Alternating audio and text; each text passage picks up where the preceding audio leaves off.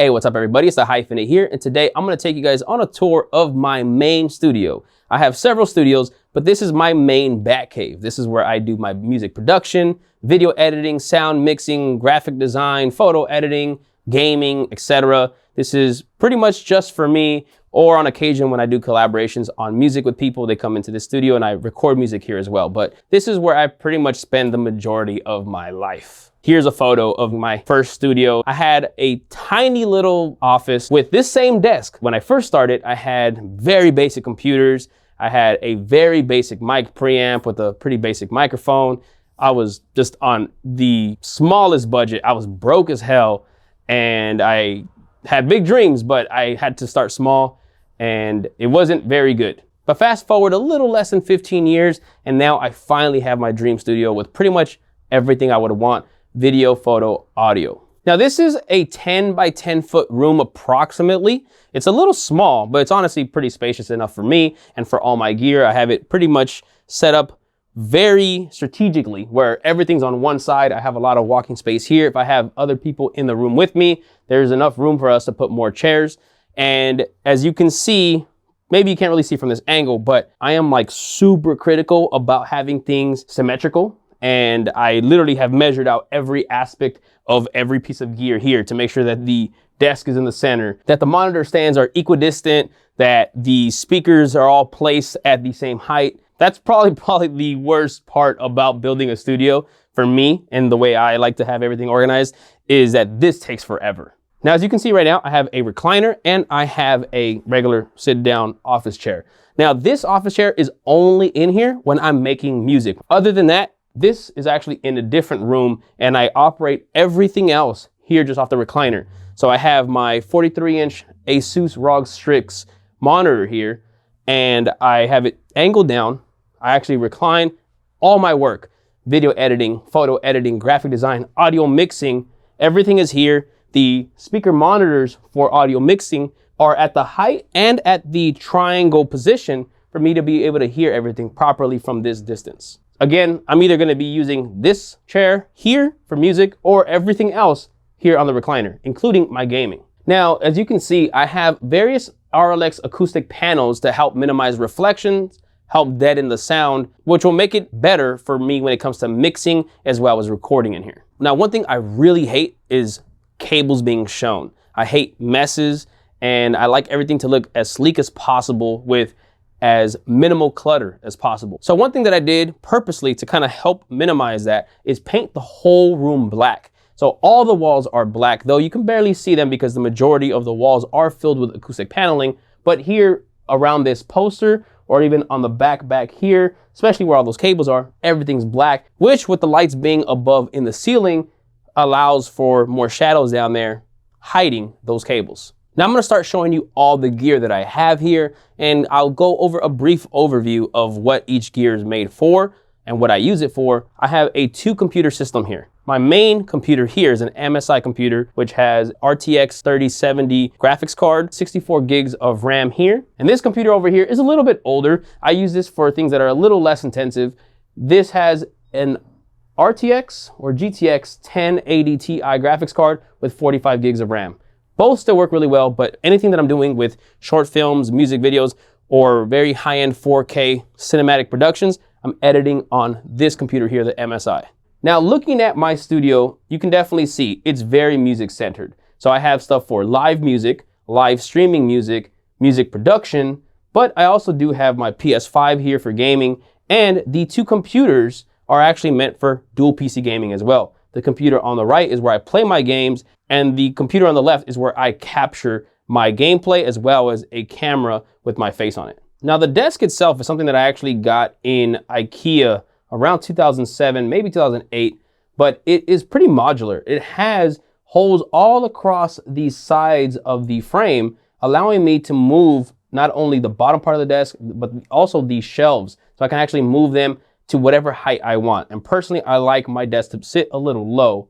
Now, let's start off with the center of the setup and then we'll work our way down. Here is my monitor. I have the Asus ROG Strix XG43UQ 43-inch 4K VA gaming monitor. Now that's a mouthful, but really it's probably one of the biggest monitors out at the moment that is HDMI 2.1, and it has multiple HDMI inputs. And I really got this because it's a computer monitor, not a TV. That way I can actually have all my computers hooked up to it, but also my PS5 can play 4K 120 hertz here without a problem. Now the monitor is mounted onto a wall. So I actually have this floating, it's not sitting on the desk whatsoever. And then I have it purposely angled down so when I'm on the recliner. Now I have everything perfectly measured out where this sign here, this Doubt Me sign, is right leading up to the bottom of the monitor. So it does not get in the way of any bit of the monitor. It's like right on top of the bottom of the little bezel, but not over any of the screen. Now I want to give a big shout out to Marty from Tesla Club SoCal, good friend of mine, and she's actually the one who got this for me for my birthday. She had it made by a guy named Tony Pham, who runs 1975 Creations. This dude is a monster, does a lot of crazy dope stuff for Tesla cars, as well as signs and things of that nature. So this was custom made for me, and it had to be here in my studio. So I have it here. It does have various LED colors that can be programmed here. So as you can see right now, I have it to this blue that I like, but I can cycle through different colors. I also do have a audio mode where it'll actually change and move with sound. When I'm making beats, this is the way I have it in. But when I'm just chilling, I have it normally in my glass blue color. Now down here, I have these very small M Audio monitors, which are speakers.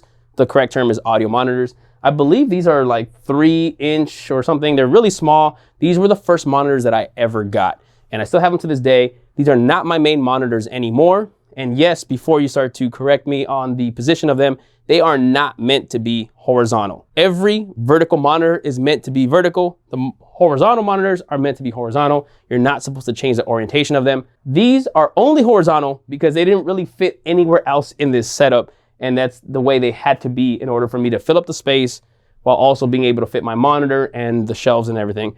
But these are not for mixing. I use these only for sound on my computer too, which doesn't have any of my audio production. Really, they're barely ever used. Here I have the Logitech MX Keys keyboard and the Logitech Mx3 mouse. The great thing about these is that not only are they extremely well built, high quality, but you can actually control up to 3 different computers on each device, and you can have them linked. So that way when you switch from each device, they both switch together. So I have program 1 for my computer 1, which is on the left, my MSI. Number 2 is for my CyberPower PC, which is computer 2 on the right. And 3, I actually have it set up to control my laptop. Now, normally I don't bring my laptop in here.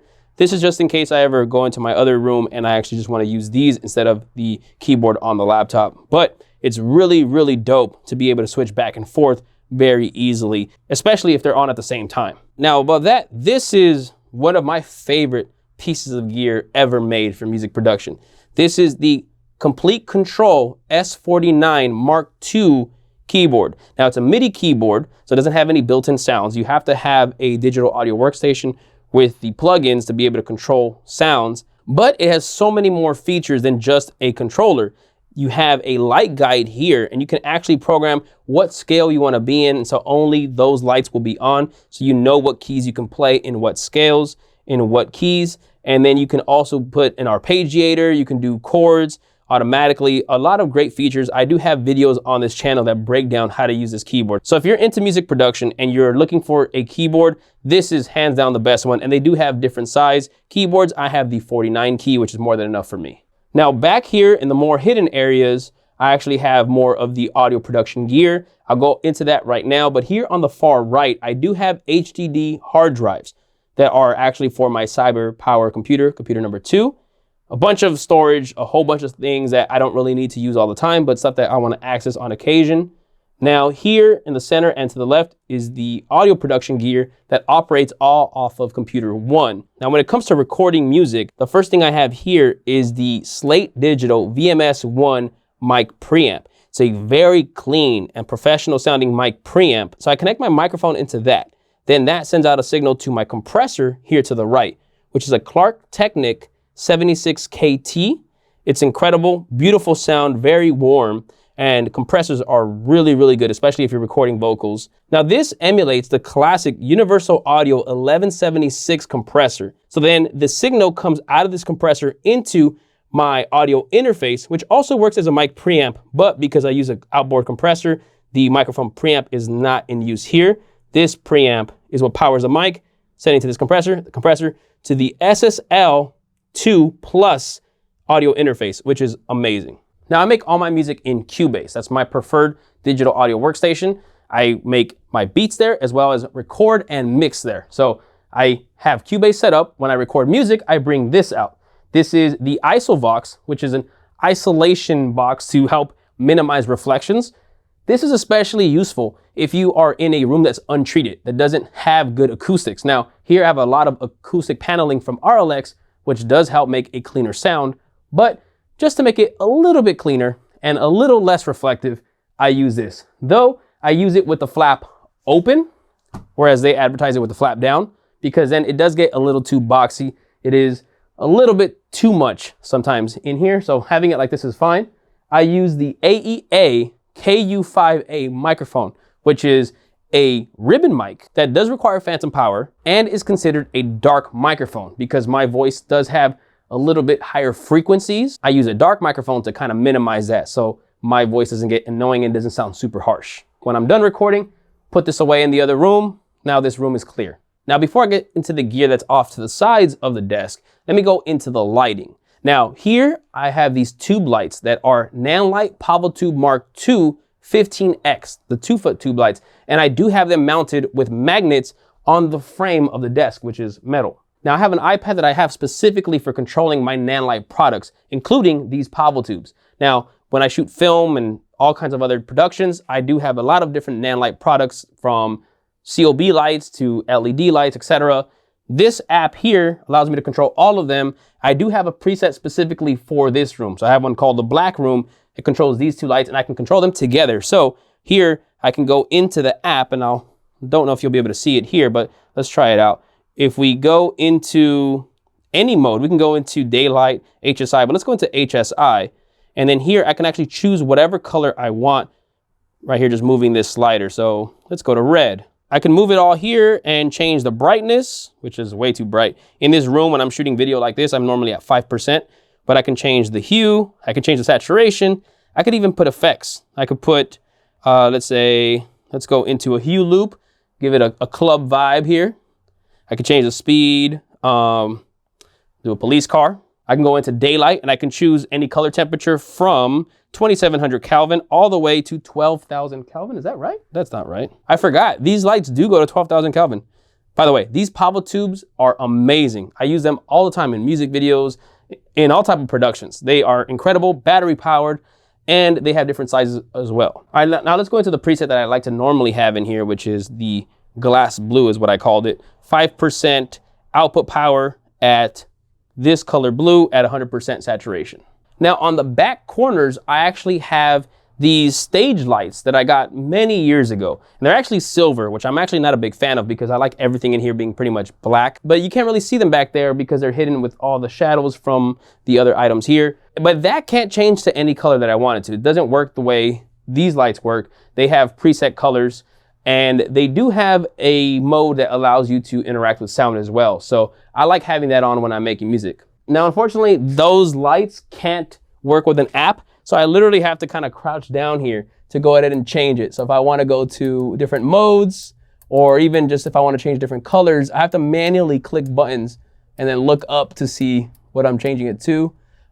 This is the mode that I like because it reacts to sound. So I'll put that on as well as on that one and my Doubt Me sign when I'm making music. It just gets me more hyped. But on a day-to-day, this is the color scheme that I like to be in. My MSI computer also has LED lights that can change and you can program them to whatever you want. I do have one preset set to match this color scheme, but then there are times when I want all the lights red because this older CyberPower computer doesn't allow me to change the colors.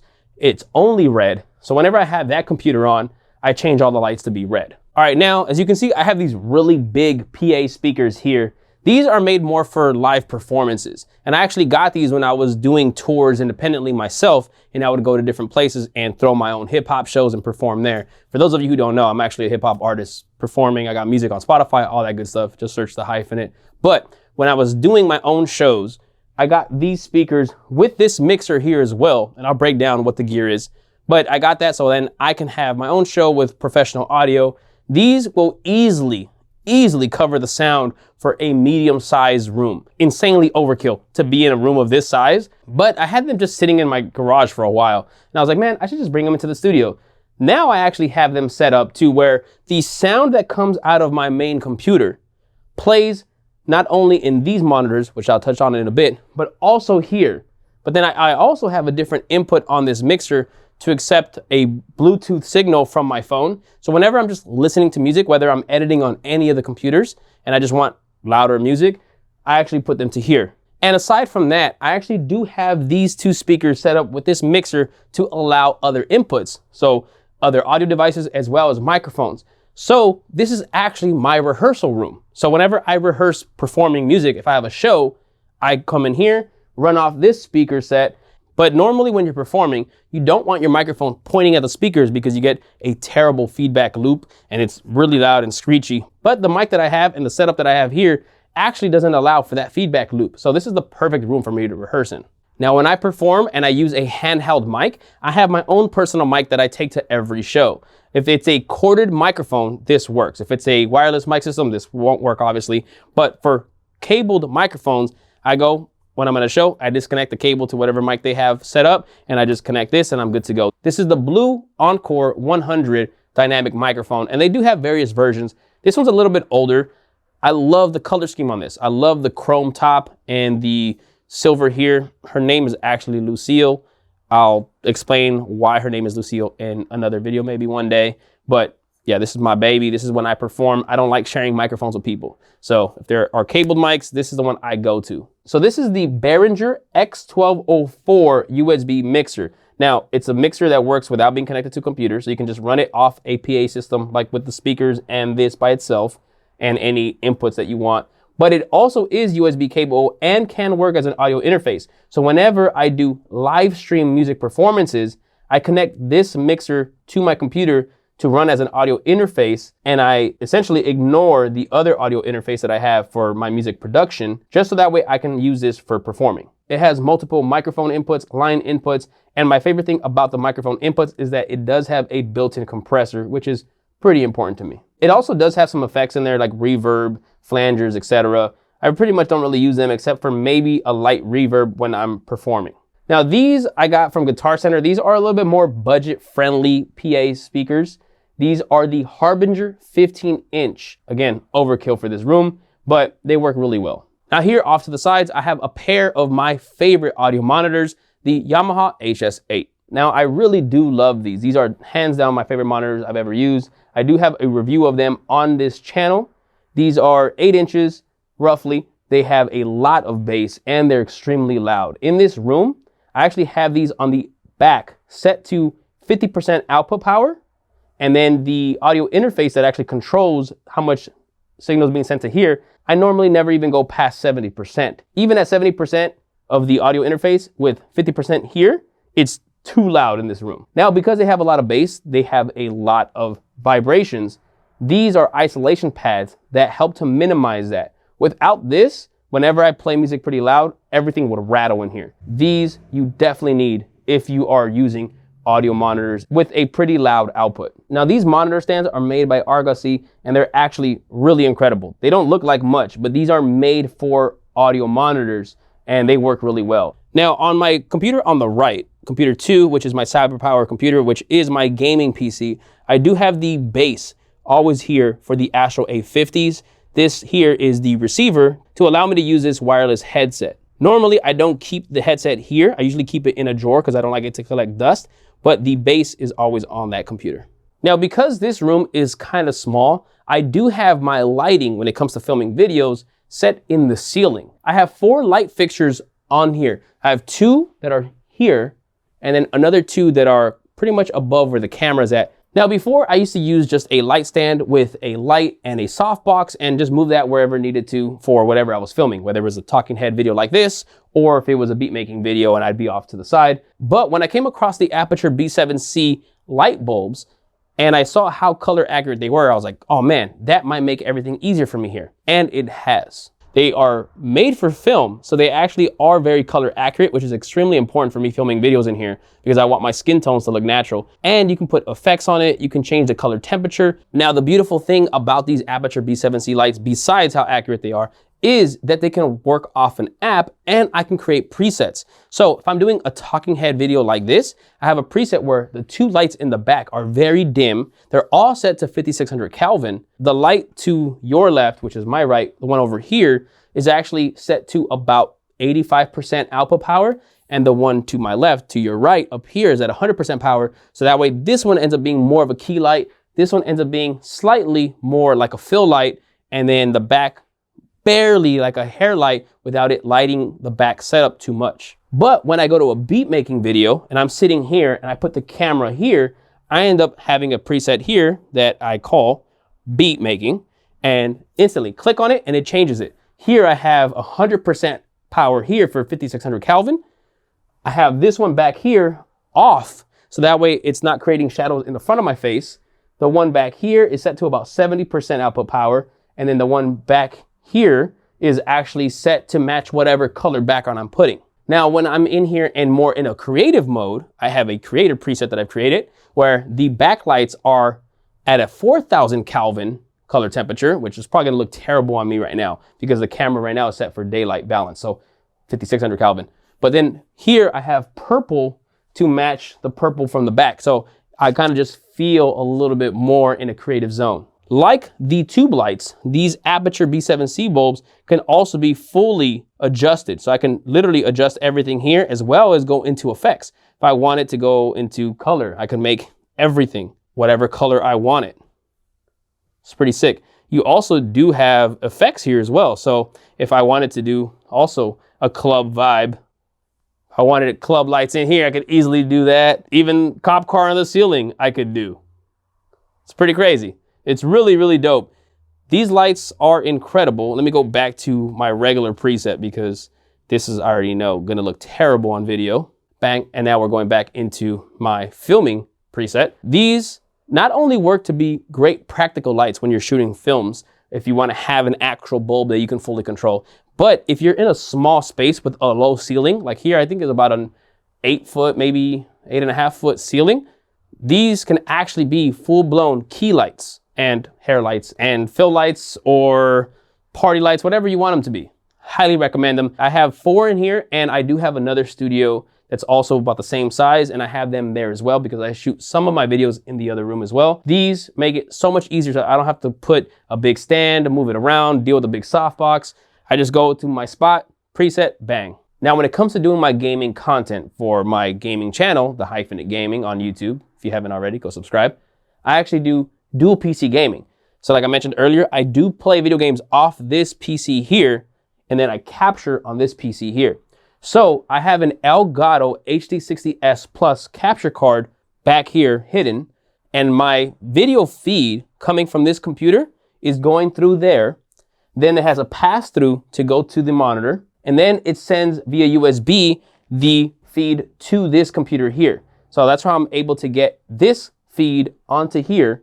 Then I use OBS Studio to capture, and then to capture my face, I use the Sony a7 IV with the Zeiss 55mm f1.8 Sony lens. Now, that's a little bit overkill for just a little cutout head shot, but in all honesty, the quality is superb. It works great as a webcam using the Elgato Camlink 4K. So I have that to capture this feed via HDMI, and that goes into this computer. So this computer is capturing 2 separate feeds. The other PC via the Elgato HD60S Plus, and then this camera via the Elgato Camlink 4K. Both of them going into there, going into the OBS system, and then I am able to put my head as an overlay on the gameplay. Now, when I actually do my gaming videos, I have a wireless microphone system connected directly into this camera. So I'll have the receiver here, and then the transmitter is on me. Then I do have a quick release plate system here, the Oben RP20, and I normally have this quick release plate system on all my gear, all my cameras, everything from tripods to monopods to motion control systems, etc. This is a great quick release plate system. Now this is attached to the iFootage M30 ball head. This is a very solid, well-built ball head. And I have the ball head here on the Cobra RBA300 monopod. It's a pretty tall monopod. And the reason I have it this high is because on my recliner, I'm reclined a good amount looking upwards. So this helps to minimize having a weird angle on me. And now this monopod does have a weight bag that it comes with that you fill up with water. Now this is great, so that way it's less likely for it to tip over or be knocked over if you bump into it. And it does have a pretty solid base. It takes up very little room, which is why I like this over a tripod. Now I don't like extra clutter, so I don't keep this in this room at all. It's in another room that's all for gear. I just bring it out when I'm doing my gaming videos. Now I do have an HDMI cable taped on here and stuck on here at all times. That way, whenever I'm ready to do a gaming video, I just bring my camera in, pop it on here, connect the cable. The bottom cable goes into the Elgato Camlink 4K capture card, which I do have hidden next to the computer at all times. Now, when it comes to capturing my audio, a lot of gamers will use an external microphone like a USB microphone or an XLR microphone on a boom arm. Now that takes up a lot of space, and me, I don't like clutter, I don't like wires, and because of how my room is set up where I like to play on an actual recliner away from the computer, I actually use the Lark 150 wireless mic system made by Hollyland. It's incredible, and I actually use this for all my videos, not just gaming or beat making. I use it for all these videos here too. So it has a tiny, tiny little transmitter pack here, and it does come with a lavalier mic, though the ones that come with the Lark 150 are not that great. So I've actually upgraded this mic to the Lav Go 2, and it works perfectly fine. So this is how I capture my audio wirelessly when I'm playing games. And when it comes to the controller, I use a PS5 controller on my computer. So I have a Bluetooth adapter there with the latest Bluetooth version so that it has the minimal amount of latency or lag. So then when I'm done with my gaming content, I go ahead and just disconnect one cable, this HDMI cable, and I literally just take this monopod with me, put it in another room, put the camera away. Now, when it comes to me filming my beat making videos, I sit here and I actually put that camera that's currently filming me with that tripod, and I place it here near this speaker. I make sure I put it at an angle where you can see a good portion of this setup. And then I do have this same lavalier system to be able to capture my voice, but I also bring in another microphone. The Lark 150 wireless mic system is a dual transmitter system, so you can actually have two different mics. So I have one mic on me, which is the one I'm currently using, and when I shoot my beat making videos, I actually set the setting to be stereo. So one mic goes to channel left, one mic goes to channel right. I bring in this Sennheiser ME66 shotgun mic, and I connect this to the other transmitter here. And then I go ahead and point this towards the Yamaha HS8, which are my main monitors for when I'm making beats. So this is not in the shot. Camera's filming me. I'm able to make my beats, and whenever I edit the video, I make sure that I have only this sound for when the music is on. And then whenever I'm talking and explaining what I'm doing, the audio goes to this channel. And then I make sure to separate channel left, channel right to be two different mono channels so that they can hear me perfectly fine when I'm talking or when this is on, and we don't clash, and we are both in stereo on left and right speakers. Now, when I film my beat making videos, I like to actually illuminate this background here, these acoustic panels that have these ridges. They actually look really dope when I put a light on them. So I actually use this light here. This is the Nanlite PavoTube 2 6C. It's really tiny, but pretty powerful, and it has RGB. So I end up matching whatever color I put in the corner light. I put it at 100% intensity, and I put it on the bottom of the floor facing upwards. So there you guys have it. That's the overview of my Bat Cave, my black studio. If you guys are interested in getting any of the gear that I use, I do have links in the description where you can purchase them. It doesn't change the price that you get it at, but it does help this channel. Please make sure to drop a like on this video, drop a comment below if you have any questions, and please make sure to subscribe. I have a lot more videos coming soon. I'll catch you guys on the next one. Peace.